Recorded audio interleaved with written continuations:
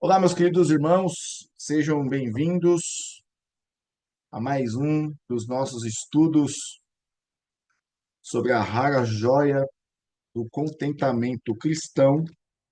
Hoje nós vamos entrar na sessão 14 do livro. Ainda tem muita coisa para a gente estudar. E o nosso texto base é Filipenses 4:11, que diz: Não digo isto como por necessidade, porque já aprendi, seja qual for o meu estado, a estar contente com isso. Vamos orar. Senhor Deus e Pai, nós te louvamos e te agradecemos por mais um dia na tua presença. Te agradecemos pelas bênçãos que o Senhor tem derramado sobre as nossas vidas, pela tua providência, onde o Senhor não tem deixado faltar nada da vida material, da nossa despensa, o pão nosso de cada dia e principalmente a presença poderosa do teu Santo Espírito com a tua igreja, com aqueles que têm o desejo de simplesmente adorar o teu santo nome conforme o Senhor ensina nas Escrituras, com aqueles que querem viver uma vida piedosa, aqueles que querem ter uma família piedosa, aqueles que procuram sempre começar o dia com o Senhor, sempre tudo que forem fazer, entregar ali, pedir orientação ao Senhor. Pedimos, ó Pai, a tua graça sobre nós, porque o Senhor tem sido bondoso para conosco. Muitas são as dificuldades, mas o Senhor vence todas por nós. Recebe o nosso louvor e nossa gratidão. Abençoe esse estudo desta tarde, cada um que está aqui presente, cada família aqui representada e que futuramente aqueles que também vão aproveitar esse estudo da palavra do Senhor e que venham também ser edificados. Recebe a nossa gratidão. Nós assim te louvamos e te agradecemos em nome de Jesus. Amém. Meus irmãos, vamos cantar um salmo. Vamos cantar o salmo de número 137.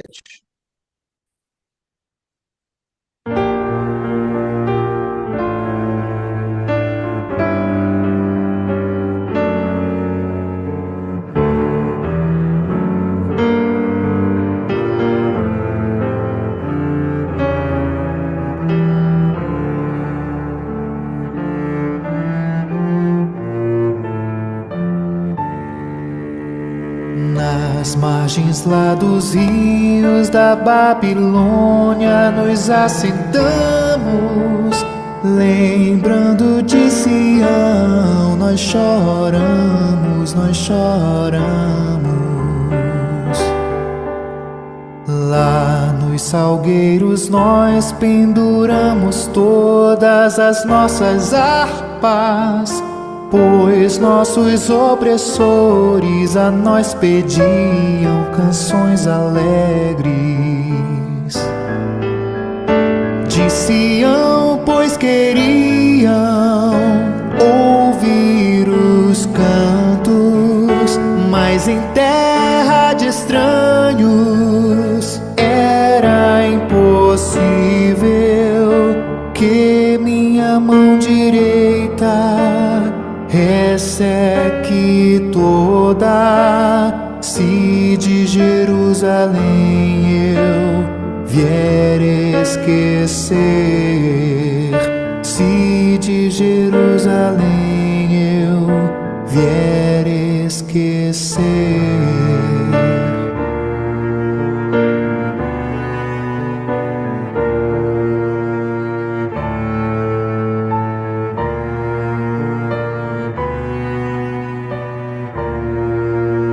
Se eu não lembrar de ti, que minha língua ao meu paladar se apegue.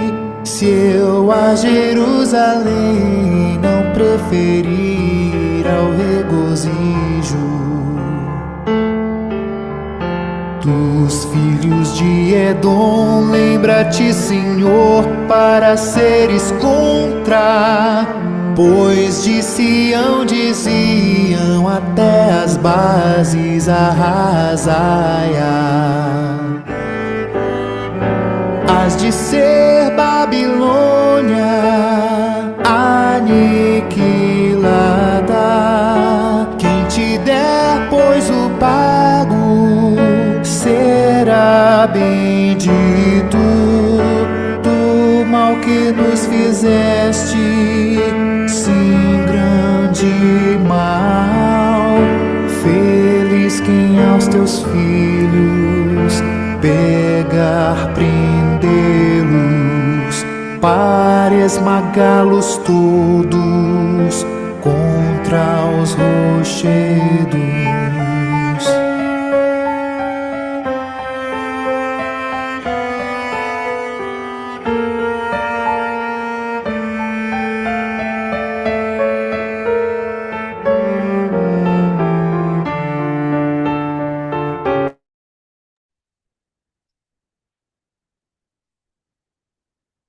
Amém, meus irmãos?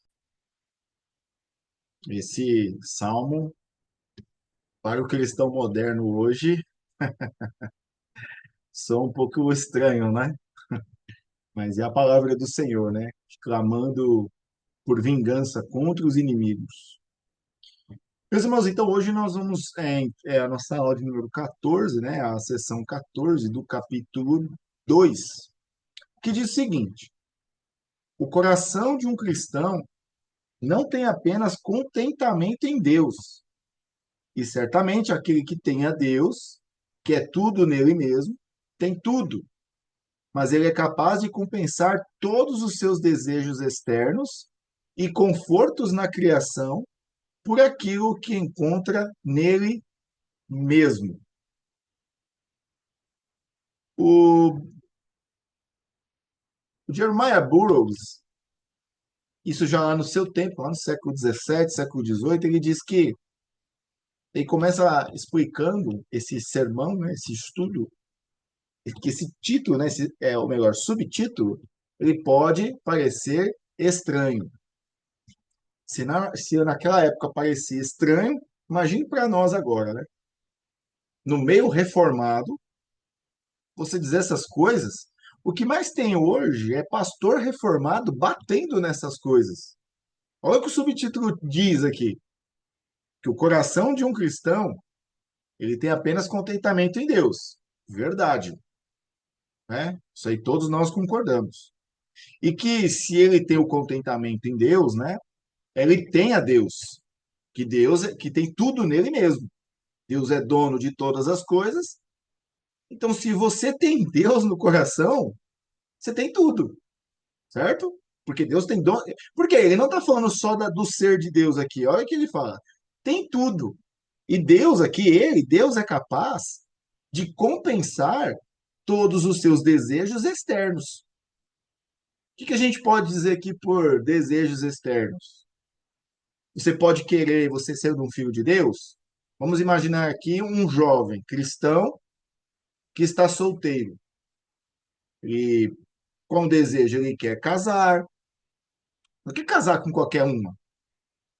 Ele quer casar com uma mulher piedosa, uma mulher modesta, que ame ao Senhor, que ame a palavra de Deus, quer ter filhos, quer ter uma família piedosa, não é?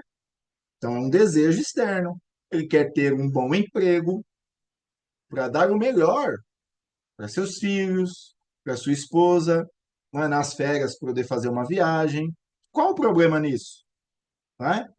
E diz aqui confortos na criação. Ter um carro bom, né? Eu falei do emprego, não gastar com qualquer coisa, ser bem econômico, ter um certo conforto, ter o celular, ter um carro bom, ter uma moto, cuidar ali do seu corpo, fazer corrida, uma natação, uma academia. Ele pode fazer tudo isso. São desejos externos. Eu estou aqui enumerando várias coisas, mas vocês podem estar pensando aí, pode ter muito mais. Que esses desejos externos e confortos na criação por aquilo que encontra nele mesmo, ou seja, em Deus. E hoje a maioria no meio reformado bate contra essas coisas. Não venha para Deus, né? Aquele mesmo jargão. se você quer ser rico, Deus não te prometeu riqueza, Deus não te prometeu. Oh, parece que servir a Deus parece que é um Deus masoquista. Eu fico vendo algumas pregações que eu fico assim abismado, não é? De ambos os lados, né?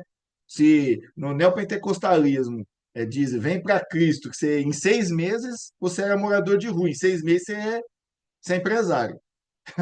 É algo tipo igual o Nissin Lamen, né? O miojo ali. 3 minutinhos tá pronto, é rápido. Prometem coisas absurdas, mas só enganam as pessoas.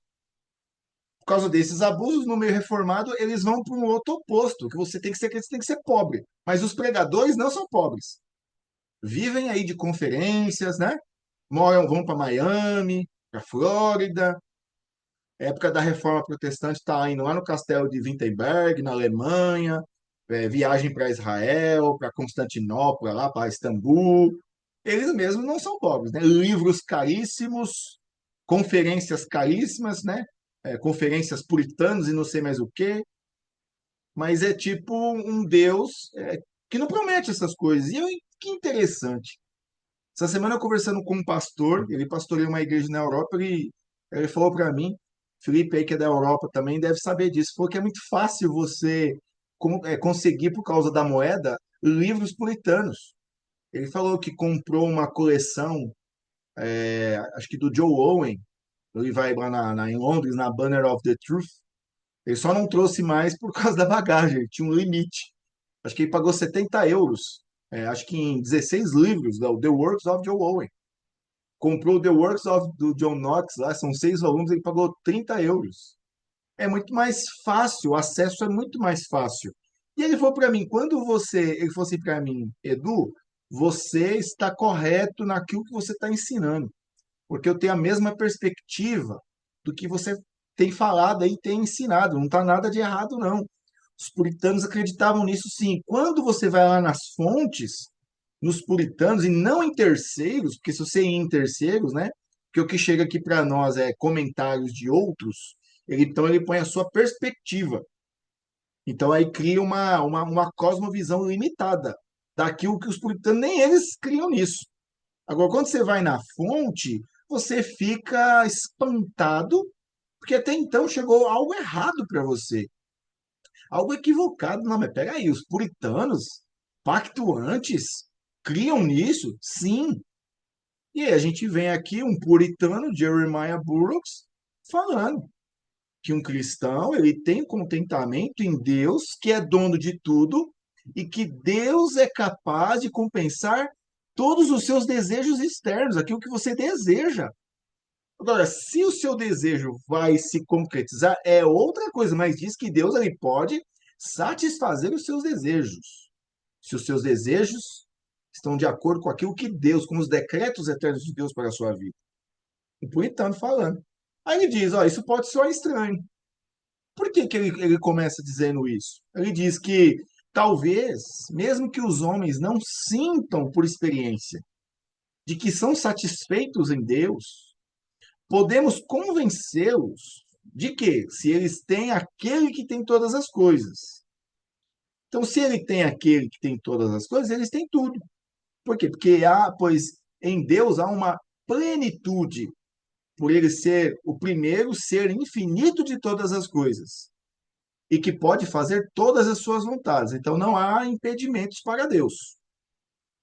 Deus ele é dono de tudo, tudo veio à existência pela sua vontade, né? Não há nada fora da vontade de Deus.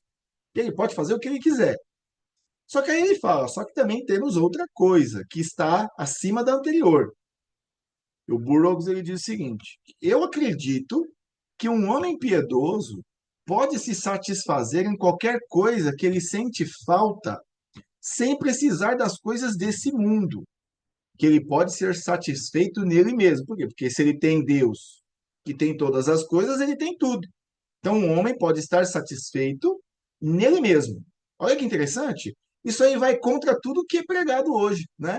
Que enfatizam tanto a depravação total, tanto você é um pecador, você não pode se satisfazer em si mesmo. Vão dizer que você está alimentando o seu ego. Interessante, né? Porque o Burroughs fala geralmente o oposto.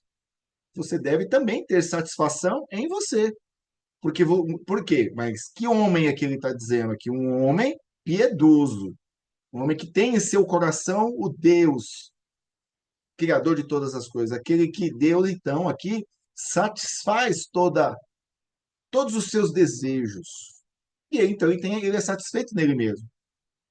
Aí ele faz o seguinte, ó, em Provérbios 14:14, diz que o homem bom fica satisfeito com o seu proceder. E ele dá um exemplo aqui.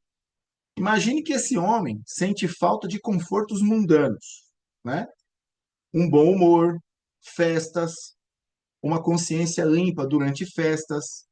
E aí porém, né, ele satisfaz a falta destas coisas com a paz que tem sua própria consciência, né? A sua consciência lhe traz paz. Ele sente falta dessas coisas, né, de confortos, mas a sua consciência que está enraizada em Deus traz ali sua paz. É aquilo que Jesus fala: a minha paz te dou. A paz que excede todo o entendimento. Não a paz que o mundo dá. Porque essas coisas, quem não gosta de dar risada, parece, às vezes é ensinado hoje que o crente, ele não pode rir, o crente não pode comer comida boa. Claro, tem limites, né? Vai naquela gula. Ele não pode se divertir com a família, ele não pode ir numa festa, também, claro, tudo sempre tem seus limites, né? Ele não pode ir em lugar nenhum. Ele pode, claro que ele pode, né? O apóstolo Paulo fala, todas as coisas me são lícitas, mas nem tudo me convém. Então ele pode, mas dentro dos seus limites. Eu lembro uma vez que tinha esses debates, se o crente pode ir para a praia. É claro que ele pode, mas como ele vai para a praia? Ele não vai nu. Ele não vai lá, ele e a esposa nu. Não. Existe uma modéstia para o homem e tanto para a mulher. Tem uma moça que eu e minha esposa a gente segue no Instagram, ela ensina isso. Ela falou: eu frequento a praia, mas você vê lá, a modéstia. Ela não vai para esbanjar o seu corpo como o mundo vai. Então, a pessoa pode usufruir da criação de Deus, tá? Mas tudo tem o seu limite. Não é em qualquer coisa. Mesmo assim, acredito eu, falando por mim, o cristão ele pode participar disso, mas o cristão ele deve entender que essas coisas são passageiras. Essa paz ali, aquele momento é só ali naquele momento. O Felipe diz aqui, ó, que nem o amor ao próximo só faz sentido quando entendemos que também devemos nos amar de forma piedosa. Sim, porque se a gente não ama, a gente não vai amar ninguém. Diz que você tem que amar o próximo como a si mesmo, então eu tenho que me amar. Aí se você falar isso hoje, você é coach, é autoajuda. Não, isso é a Bíblia. Então nós devemos nos amar para amar o próximo. Porque se nós nos amamos, amamos por causa daquele que nos amou primeiro. O amor dele preenche todas as coisas nas nossas vidas. E aqui, então, por mais que essas coisas são passageiras, a paz de Cristo excede todo entendimento, ela traz paz em sua consciência. E se lhe falta alguma melodia nesse mundo, diz o Burroughs, ele tem o, ele tem o pássaro nele mesmo que canta as canções mais melódicas desse mundo. Ele faz uma pergunta: falta-lhe honra? Ele tem a sua consciência que testemunha para ele, que vale mais do que milhares de testemunhas. As Escrituras dizem, muito interessante, Lucas 17:21, nem dirão, eu aqui ou eu ali, porque eis que o reino de Deus está entre vós, está dentro de nós, naqueles que nasceram de novo. Não é em todos, não é em qualquer um. Um cristão, então, a sua consciência tem essa certeza. Aí entra um outro versículo bíblico, Romanos 8,16, que o Espírito Santo testifica com o nosso espírito. É na mente. Fala a nossa mente que somos filhos de Deus. Nos mostra o quanto nós somos ricos, mesmo não tendo nada material. Então, um cristão ele pode compensar aquilo que tem falta, pois ele tem o reino nele mesmo. Olha que interessante, o reino de Deus está entre vós. Jesus ele fala isso em João, lá no capítulo 3, que ninguém pode entrar no reino de Deus se não nascer de novo. Ele está falando ali para um mestre da lei, para Nicodemos. Ou seja, ele está falando do novo nascimento, não é? Que muda a mente da pessoa e que a partir daquele momento que ela nasceu de novo, ela faz parte do reino de Deus. Ninguém entra pela força. Precisa do novo nascimento. É um cumprimento de Ezequiel capítulo 36, no verso 26, que ele fala: um novo coração também vos darei, um novo espírito eu colocarei dentro de vós, uma nova disposição. Eu tirarei o coração de pedra da vossa carne e vos darei um coração de carne, um coração mais sensível. Eu colocarei o meu espírito dentro de vós e vos farei andar nos meus estatutos, e guardareis os meus juízos e os fareis. Ou seja, é uma promessa. Então, somente aqueles que nasceram de novo vão ter essa certeza. A sua consciência incomoda, orar acusa quando você está fazendo algo errado. A gente não pode, no, na cristandade moderna, siga seu coração. Ah, Deus conhece seu coração. Conhece, sabe que o nosso coração é corrupto. Mesmo aqueles que nascem de novo. Mas o que vai mudar ali? É esse testemunho, é um novo nascimento. É o Espírito Santo falando com o nosso espírito, nos lembrando, testemunhando quem nós somos em Cristo. Ele diz, ó, se um rei encontra um grande problema, enquanto ele está em terra estrangeira, ele se contenta dizendo o seguinte: eu tenho um reino em minha terra. E é dito no versículo que o reino de Deus está entre os homens. Ele fala: olha, vós que sois inteligentes, buscai um comentário nesse evangelho por um certo erudito e encontrareis uma ideia estranha sobre esse texto, diz o Borges. Ele confessa que é inexplicável. E assim é, o reino de Deus está dentro de vós. Mas ele compreende que há uma tal presença de Deus e de Cristo na alma do homem, que quando o corpo morre, diz ele, a alma vai para Deus e para Cristo que estão dentro dele. A alma vai para Deus e Cristo, regozijar dessa comunhão com Deus e Cristo, que está dentro daquela pessoa, que é o céu para ela, diz ele. Ele também confessa que não é capaz de se expressar, e outros não conseguem entender plenamente o que ele quer dizer. Mas certamente, por enquanto, antes da morte, há um reino de Deus dentro da alma. Há uma manifestação de Deus na alma que é suficiente para satisfazer o coração de qualquer homem piedoso no mundo, que é esse reino que existe dentro dele.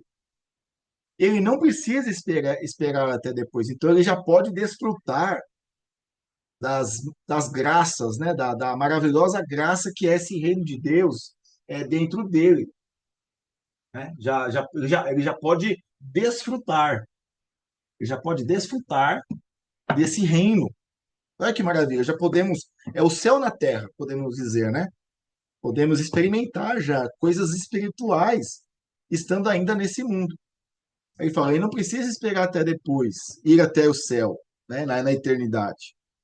Mas certamente há uma gota, né?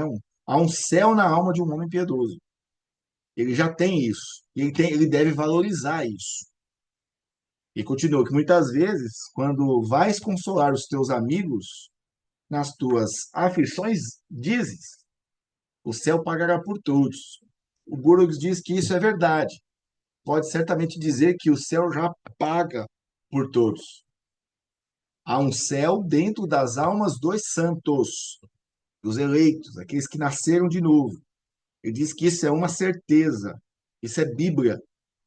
Ele diz: nenhuma alma irá para o céu, a não ser a alma que teve a presença do céu primeiro, ou seja, o novo nascimento. Então você precisa nascer de novo, ter esse céu, o reino de Deus em você, vamos dizer assim, uma gota do que é a eternidade. Nós podemos desfrutar aqui, mas você só vai para o céu desfrutar de algo muito maior se você desfrutou dessa presença primeiro aqui na terra.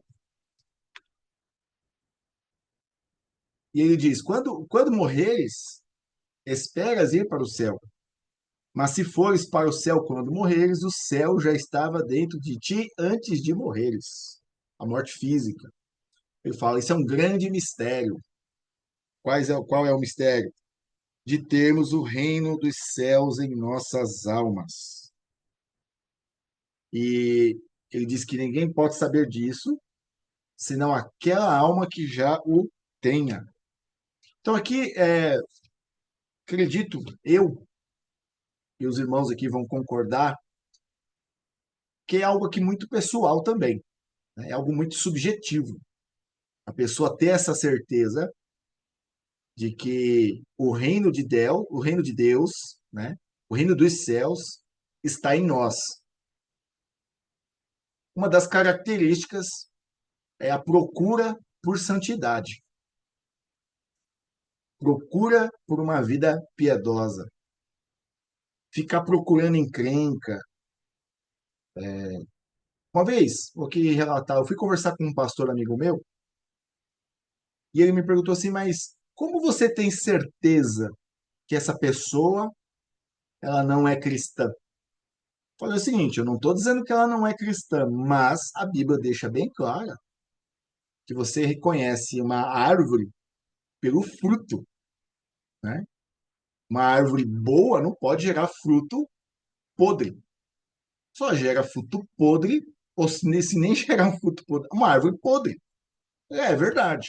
Então é o seguinte, você vai ver a conduta da pessoa, né? Você vê, e a conduta eu falo principalmente nas redes sociais. Você vê pessoas que se dizem cristãs, reformadas, pastores, que a conduta não condiz com uma vida cristã. Você vê as atitudes. Igual esses dias nós estávamos comentando no nosso grupo, né, da escola lá. É meme, fazendo meme, leva tudo na piada, tudo na zombaria, todo mundo é herege. O que que é heresia hoje? Trouxeram uma nova definição de heresia. É aquilo que eu não concordo. Se eu não concordo, você é herege. Não é? Ah, tudo é heresia. Ah, eu não concordo, é heresia. Você nunca tem nem lido nada do outro autor, nem conhecer a pessoa, já chama ela de ímpia. É meme, sabe? É piadinha. Então você vê condutas de pessoas que, ao meu ver, elas não têm essa certeza. Porque a Bíblia diz aqui, essa promessa, em Ezequiel capítulo 36, versículo 26 em diante, que Jesus ele fala lá em João 3, capítulo 3, verso 5, para Nicodemos, que era um mestre da lei, ele deveria saber aquilo. Jesus fala: você é mestre, Israel não sabe disso. Ele achava que a pessoa tinha que voltar sendo velho para o ventre da mãe nascer de novo, um nascimento físico. Jesus está falando de um nascimento espiritual. Essa promessa diz que Deus colocaria o seu espírito, né, ele mudaria o coração, daria uma nova disposição, um novo espírito para aquela pessoa, colocaria o seu espírito e faria com que aquela pessoa andasse conforme a sua lei, seus mandamentos e seus estatutos. Então, eu não posso acreditar, meus irmãos. Você pode até discordar de mim, uma pessoa que diz que é cristã e desobedece os pais, é rebelde com o pai e com a mãe, é rebelde com a autoridade, só fala palavrão, só tem ódio no coração, só xinga, calunia, difama. Eu não posso concordar que essa pessoa tem o Espírito de Deus. Ou eu tô enganado. A pessoa diz que é cristã e age dessa forma. O próprio Tiago também diz que da mesma fonte não pode sair água doce e água amarga. Isso vive um dualismo cristão. Eu não posso concordar. Então aí, tá aí. Você vai ver a árvore, que a pessoa, o fruto dela é podre. É só maldade. Então, e a pessoa que tem, que nasceu de novo, não estou falando porque nós somos melhores, ela tem essa certeza porque cumpre Um outro texto bíblico, Romanos 8,16, o Espírito Santo testifica. É uma experiência particular. Você tem certeza de que você é um filho de Deus. Você tem certeza de que quando você vai fazer certas coisas, o Espírito te incomoda. Você tem certeza, você desfruta de bênçãos ainda nessa vida. Desfruta, como eu comentei aí em off aí, antes de nós começarmos a nossa aula. Não só coisas materiais, mas coisas espirituais.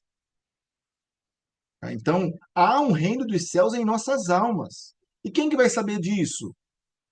A própria pessoa, e também ela é evidente para os outros. É o que Martin Lloyd Jones ele diz lá no livro que foi traduzido com o nome O Batismo e os Dons do Espírito, que nós até estávamos estudando, né? Na parte da manhã, quero voltar. Ele diz que esse batismo, essa segunda bênção é algo notório, há uma mudança em você, que você vai saber e as pessoas ao seu redor também. Então eu não concordo a pessoa dizer para mim que é cristã e só tem maldade no coração. Então o reino de Deus não está na vida dela. Concordam comigo aqui, pessoal? Todo mundo aqui?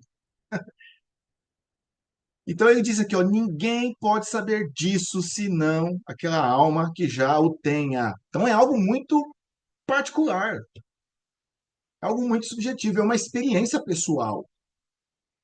O céu que está dentro da alma, olha que interessante, é como aquela pedra branca com novo nome, que ninguém pode entender a não ser aqueles que já o têm. Apocalipse 2,17. Diz aqui esse texto que quando você for ser salvo, você vai receber uma pedra branca com um nome que ninguém sabe, só a pessoa que te deu e você mesmo. É algo, é um uma revelação particular. Olha lá, Apocalipse 2,17. O que é essa pedrinha branca? É algo particular. É algo só seu, você e o Senhor. Então tem coisas que Deus ele mostra para nós de forma particular. Não é para todo mundo. Ele fala também, ó, olha o que ele diz aqui, ó, é uma condição miserável, meus irmãos, depender do mundo para o nosso contentamento. Concordo, Jeremiah, pastor Jeremiah Burroughs. Concordo com essa afirmativa. Sabemos que os homens ricos têm grandes alegrias, uma vez que eles não precisam juntar as moedinhas para fazer compras como outros fazem. Eles são abastados. Eles têm muito dinheiro. Eles têm todas as coisas por prazer ou por lucro em sua terra. Toda a sua herança é juntada e ninguém pode chegar perto dela, pois eles têm tudo entre eles. E aqui jaz a felicidade deles, ou seja, nas coisas materiais, nas coisas dessa vida. Ele fala que enquanto outros mais pobres sofrem para ir no mercado para suprir suas necessidades. Os grandes ricos têm ovelhas e bois, milho, roupa e tudo mais dentro de si mesmos. E colocam a sua felicidade nessas coisas, nas coisas materiais. Tanto que quando perdem, eles ficam tristes. Mas a felicidade de um cristão é o oposto disso. Aquilo que tem dentro de si, que pode satisfazer o mais do que todas as coisas. É o reino de Deus. É o Espírito Santo que habita em nós. Ele cita um texto do primeiro capítulo de Tiago, que vai aludir à condição dos homens que têm riquezas neles mesmos. Tiago 1,4, ele diz: tenha, porém, a paciência, a sua obra perfeita, para que sejais perfeitos e completos, sem faltar coisa alguma. E a palavra usada aqui tem um significado de herança completa, mas é algo que está dentro de nós. Não é como daquele homem que tem parcialmente uma terra aqui e ali, mas sim aquele que tem todas as terras dele em um só lugar. Então ele diz que quando um coração é paciente debaixo das aflições, esse coração que se encontra nesse estado, onde tem toda a herança, né, de forma completa, nele mesmo, ele está satisfeito nele mesmo. É aqui que nós estamos lá no início, porque ele tem Deus dentro dele. Sabia disso? Nós temos Deus dentro de nós. Se nós temos essa certeza da nossa salvação, temos experiências com Cristo, experiências do Espírito Santo, dessa gota do céu em nós. Nós temos Deus, a Trindade em nós, sabia disso? A Trindade, é isso que o Burroughs está dizendo. E é essa Trindade Santa que deve ser tudo para nós, que deve satisfazer o nosso coração. Ele vai trazer outras analogias aqui também interessantes. Ele diz que aquele que está cheio de coisas boas é como muitos homens que desfrutam de uma abundância de conforto em casa, ou seja, sua própria casa, onde Deus concede-lhe um lar agradável, uma boa esposa, bons passeios e jardins. Ele tem em casa tudo o que pode desejar. E aí esse homem não se importa em sair de casa, ele tem tudo dentro de casa, né? E outros homens querem tanto sair e ver seus amigos, mas eles passam tempo com brigas e debates em casa. Só briga dentro de casa. A casa dele não é um lar feliz. Muitos pobres esposos também dão essa razão para sair de casa, que as mulheres reclamam, os julgam pelos seus erros e deficiências, né? A gente vê muito isso na internet, que parece que o casamento é algo horrível, né? É algo horrível. O homem não vê a hora de sair, o homem não pode jogar bola, coloca a esposa como horrível, a esposa coloca o homem como horrível, né? Vocês já viram isso?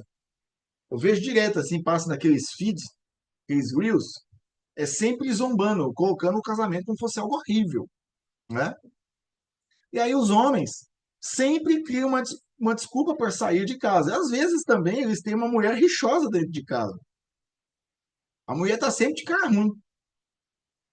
O homem também tem seus defeitos também. Aí quer sair, quer dar uma desculpa. Então por que que quer sair de casa? Porque eles nunca conseguem ficar quietos lá. Ele não sente paz no seu lar.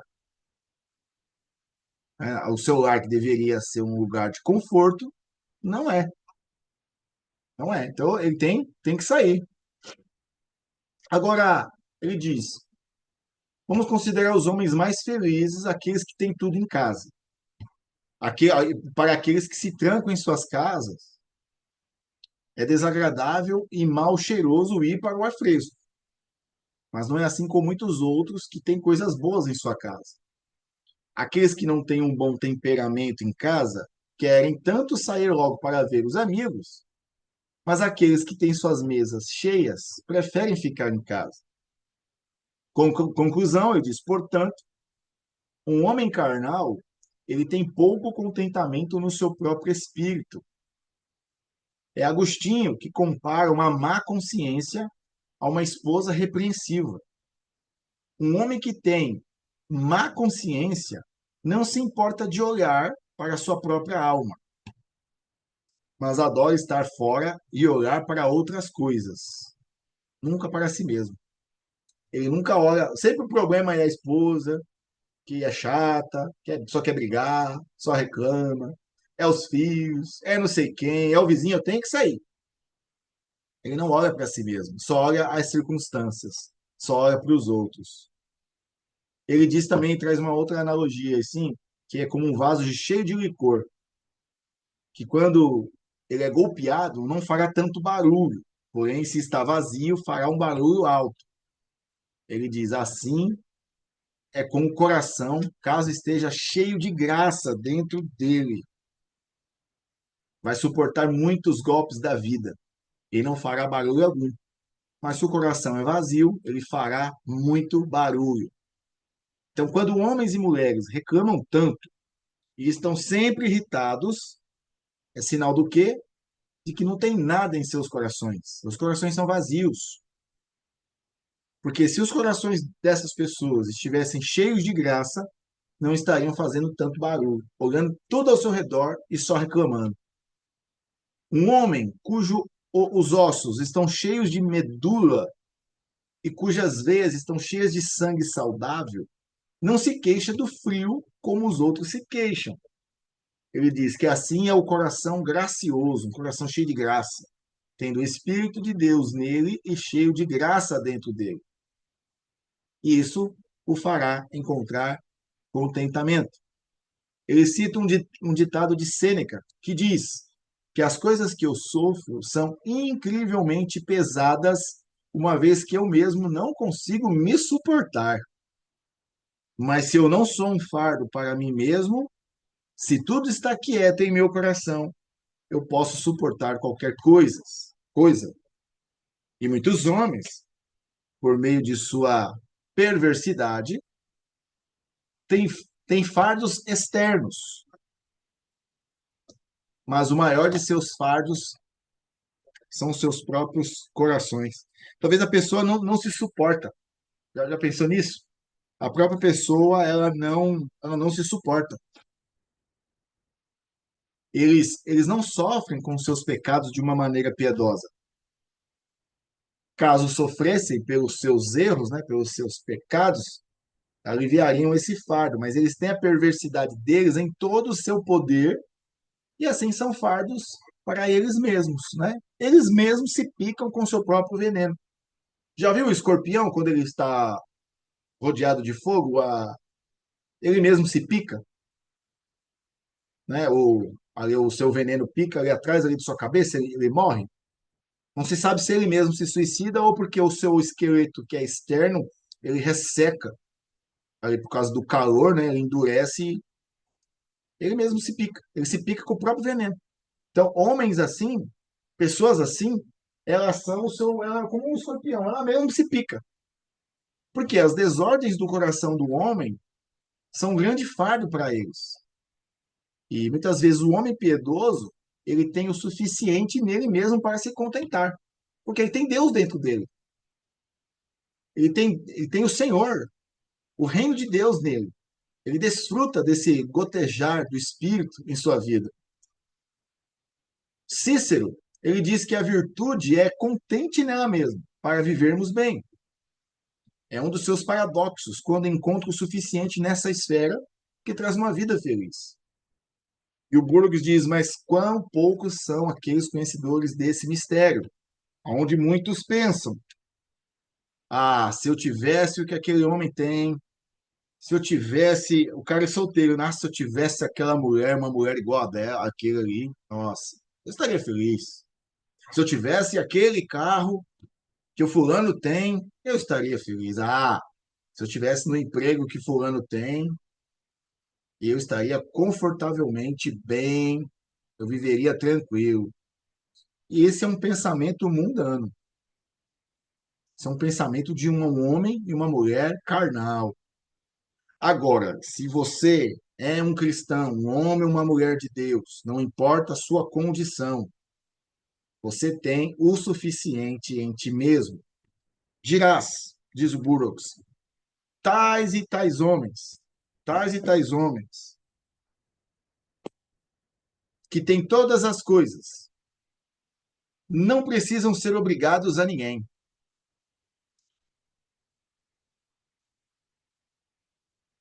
Tais e tais homens, que têm todas as coisas, não precisam ser obrigados a ninguém, diz o Burroughs, onde existem muitos que trabalham e sofrem quando são mais jovens, para que não sejam mais tarde sujeitos a ninguém, onde eles amam viver para eles mesmos. Agora, um cristão, ele pode fazer isso, diz Burroughs, não que não viva sujeito a Deus, ele não está querendo dizer isso, mas sujeito ao que ele tem de Deus dentro de si. Ele pode viver sujeito a isso, embora não desfrute dos confortos que estão fora dele mesmo. Ele pode desfrutar, ou não, porque ele tem Deus que vai satisfazer todos esses desejos. Burroughs diz aqui para a gente encerrar, é disso que estou falando. E aqueles que são piedosos e se mantiverem perto de Deus, em sua comunhão com Ele, entenderão o que eu estou dizendo. Lembra que eu falei? É algo muito particular. Um cristão, ele tem o fornecimento de todos os seus desejos nele mesmo, em você. Você deve ter um desejo em si mesmo. Porque se você é um cristão, nasceu de novo, tem o Espírito Santo em você, tem o reino de Deus em você, você tem que se alegrar em si mesmo.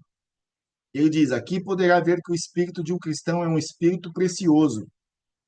Um espírito piedoso é precioso. E por quê? Por que que ele tem um espírito piedoso? E por que ele é precioso? Porque tem o suficiente para o fazer feliz dentro de si mesmo. E louvado seja o nome do Senhor. Nosso próximo estudo nós terminamos essa parte 14, que ele vai tratar também do coração gracioso, tá? Ainda tem muita coisa, então a gente divide em duas partes. Duas partes. O próximo assunto, então, é que o mistério do contentamento consiste é que o coração gracioso obtém todo o fornecimento de todas as coisas do pacto. Voltando a algumas aulas, nós falamos, né? As bênçãos do pacto, está tudo enraizado. E ele diz que é dessa maneira que ele tem o pacto, que é algo sem sentido para o espírito carnal. Amém, meus irmãos? Então, aí nós encerramos aqui a nossa aula. Vamos orar. Alguém tem alguma pergunta? Alguém quer compartilhar algo?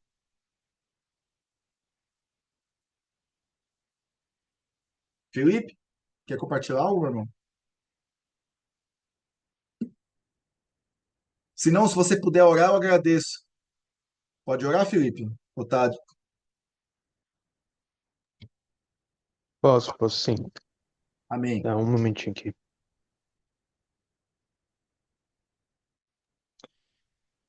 Vamos orar, irmãos. Senhor nosso Deus, nosso Pai amado, nós queremos te agradecer, Senhor, pelo teu santo dia, em primeiro lugar, que aqui estamos em comunhão, na irmandade, ó Pai, buscando a piedade, buscando o contentamento com essas aulas, ó Pai, que tem sido uma bênção para os nossos corações, para as nossas almas. E te pedimos, ó Deus, que o Senhor nos dê essa virtude que é tão rara nos dias de hoje, ó Pai, que a gente possa viver como esse jarro que é cheio de graça, para que quando vier a tribulação a gente esteja quieto e medite no Senhor, nas coisas do teu reino. Ó Pai, que o Senhor seja assim o nosso provedor, ó Pai, nosso consolador. Que o Senhor tenha graça, Pai, e misericórdia de nossas almas, porque sabemos o quanto pecamos contra Ti. E te agradecemos, ó Deus, também pelo Teu Filho amado, nosso, é, o nosso Salvador, o nosso único Senhor, nosso Cristo Jesus. Nós te agradecemos, ó Pai. E te pedimos, ó Deus, que o Senhor continue nos guiando com Teu Espírito, que o Senhor continue nos purificando de todas as maldades do nosso coração.